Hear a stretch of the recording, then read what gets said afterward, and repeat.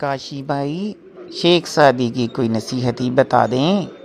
ہاں بھائی، میں آپ کو ایک کہانی کے ذریعے شیخ سعدی کا ایک قول سمجھاتا ہوں۔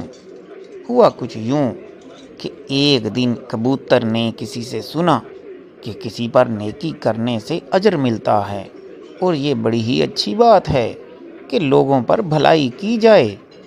ایک دفعہ وہ اڑ رہا تھا، اس نے کیا دیکھا کہ دریا کے کنارے ایک چوہا ڈوب رہا ہے۔ اس نے کہا چوہا تو ڈوب جائے گا، اس کو کیوں نہ نکالا جائے۔ لہٰذا اس نے اسے دریا میں سے پکڑ کر کنارے پر رکھ دیا۔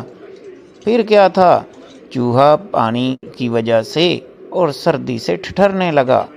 کبوتر نے سوچا تھوڑی دیر اسے اپنے پروں کے نیچے چھپا کر رکھتا ہوں، ٹھیک ہو جائے گا۔ پھر کیا تھا، اس نے اسے اپنے پروں کے نیچے لے لیا۔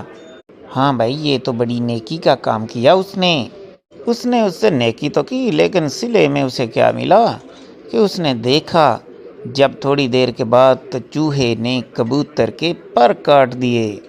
اندر ہی اندر وہ پر کاٹتا رہا، لیکن کبوتر کو اس کا احساس تک نہ ہوا۔ کبوتر نے جب یہ دیکھا کہ میں نے تو چوہے کے ساتھ بھلائی کی، لیکن چوہے نے تو میرے پر ہی کاٹ ڈالے۔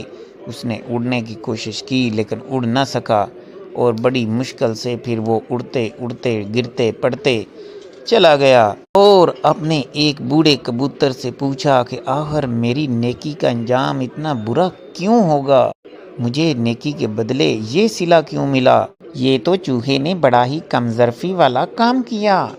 ہاں جی بالکل، اس بوڑھے کبوتر نے کہا کہ دیکھو، کسی کم ظرفوں کے ساتھ حسن سلوک کرو گے تو وہ ایسا ہی ہے جیسے نیک کاروں کے ساتھ بدی کرنا۔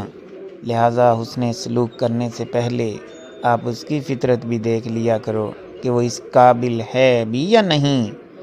ارے بالکل، یہی تو شیخ سعدی کا قول بھی ہے کہ بد سرشتوں کے ساتھ نیکی کرنا ایسا ہی ہے جیسے اچھے لوگوں کے ساتھ بدی کرنا۔